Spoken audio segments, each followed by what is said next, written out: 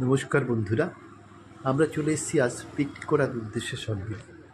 এখানটাতে একটা দোকানে প্রসেনজিৎ ঢুকলো, ঢুকে বলল, কিছু বিস্কিট দাদা, বিস্কিট আর একটু কোল্ড ড্রিঙ্কস কিনে নিই, খাবো দাবো।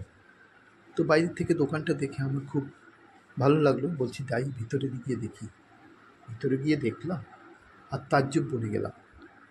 আসলে এই প্রত্যন্ত এলাকায় এত সুন্দর একখানা দোকান সাজানো, মনে হচ্ছে লক্ষ্মী ভর করে বসে আছে। কি নেই এই দোকানটাতে? চাল ডাল থেকে শুরু করে, আলু পেঁয়াজ থেকে শুরু করে সমস্ত জিনিসপত্র সুন্দর করে সাজানো। কসমেটিক এবং stationery goods, biscuit, bakery goods ইত্যাদি খুব সুন্দর করে সাজানো একখানা দোকানে প্রত্যন্ত গ্রামের মধ্যে। খুবই অবাক লাগলো। দেখলাম 17-18 বছরের একটা মেয়ে দোকানদারি করছে। ওকে জিজ্ঞেস করাতেও বলল, আসলে বাবাই সামলায় দোকানটা, আমি এসছি বাবাকে একটু রিলিফ দিতে, বাবা দুপুরবেলা ভাত খেতে গিয়ে একটু বিশ্রাম করে আসবে। বললাম, তোমার ভাইটাই? বলছে, না ভাইটাই নেই, আমরা 3 বোন, 3 বোনই বাবাকে একটু একটু করে সাহায্য করি। খুবই ভাল লাগলো মেয়েটার কথা শুনে, বাবাকে সাহায্য করার জন্য যে হাত বাড়ায়।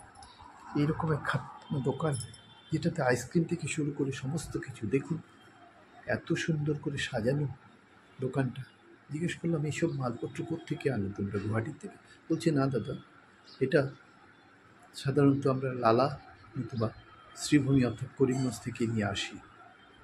খুব ভালো লাগলো।